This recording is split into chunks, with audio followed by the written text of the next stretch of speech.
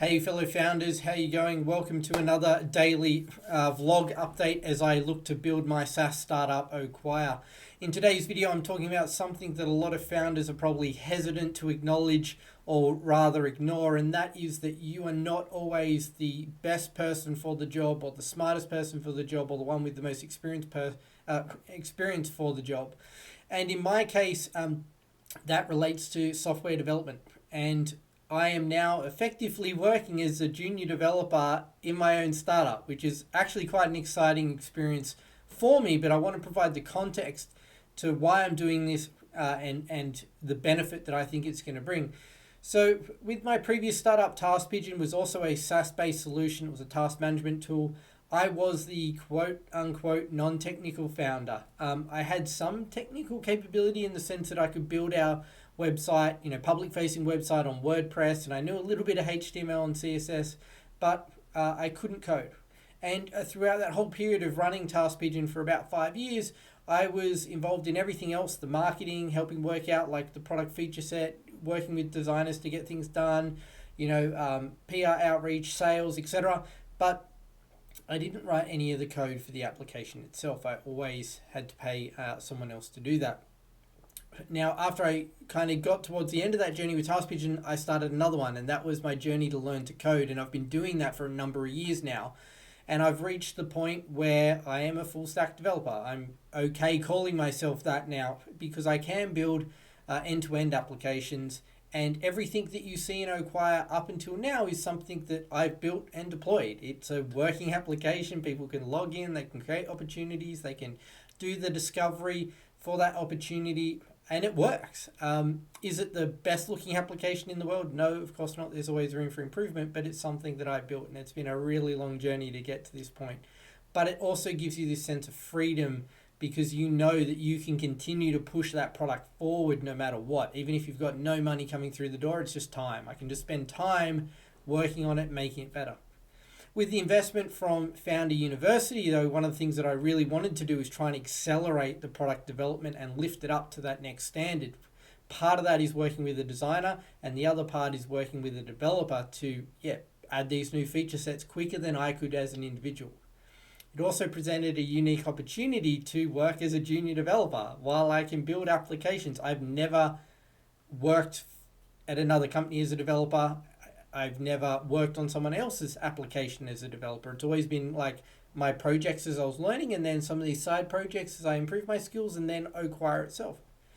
So I'm really pleased to say that I've brought on board a developer as a contractor, a UK-based developer with a great amount of skills and experience, and I'm now effectively the junior developer, right?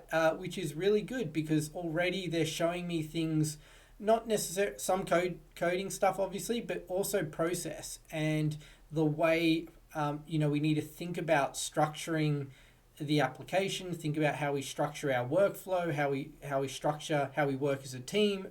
What are these things that you have to think about when you go from one person writing the project to two, and hopefully in time more. Now, often in the past when I've talked about working with contract developers, not on this channel, but with my previous startup, the question's always, how do you find people? And this one is a little bit different, and I'm do another series maybe later on talking about how to find and hire contract developers. If you're interested, comment down below. But about a year and a half ago, I realized that my learning that I'd been doing to become a developer myself had reached like a bit of a point where I couldn't push forward much more without some guidance, right? I'd done all the video tutorials, I could build stuff, but I needed that next level. And I found this developer actually by watching their YouTube videos. And I guess that's the power, right, of putting content out there. Anyway, they created some YouTube videos, and I reached out to him and said, hey, I'd love to have a chat. I really like your content. And from that, I said to him, are you interested in me paying you to be a mentor? And for the last year and a half, we've been catching up every week or 2 weeks.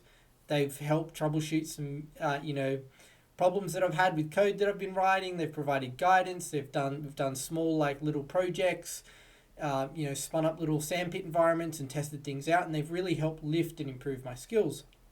So when it came time to think about who would I want to bring on or who can I bring on. It was a no-brainer. I've worked with this person like for a year and a half, and I trust them, and more importantly, they know my skill set as a developer. They know where my limitations are, they know where my strengths are, they know where I typically get stuck on things. So, I put the offer to them and they were more than happy to come on board, which is fantastic. And now we've moved into this like situation where, yeah, like I essentially can work under them in a sense. So we've got obviously our feature roadmap. They're tackling some of the development. I tackle some other areas of development. If there's like two features that are somewhat similar, I'm getting them to build one and I build the other. And then I can kind of compare and go, okay, well, how come they've done it this way, yet I've done it that way? Like, what's better about their approach? Where have I had a few gaps? And it's really going to help lift my own experience. And as I said, it's kind of the first time working in a team environment as well. So that's it for the video. It's kind of a two kind of updates in one. One, Acquire now has another developer working on it, which is awesome. And B, just to share a little bit more about my life and my journey to being a developer, because I know it's something that a lot of people try and do. It does take a long time. I'll probably do another video on this as well. But, I've reached that point. I've become a self-taught developer, and this next iteration of my journey is just going to take it to that other level, right? Essentially working in a team. And even though it's my startup, taking on that junior role really, which is quite exciting. Anyway, thanks for watching. Comment down below if you've kind of gone on a similar journey yourself, or if you're learning to code. Always keen to catch up with other people who are on that similar path as I am, and I'll catch you in the next one. Thanks for watching.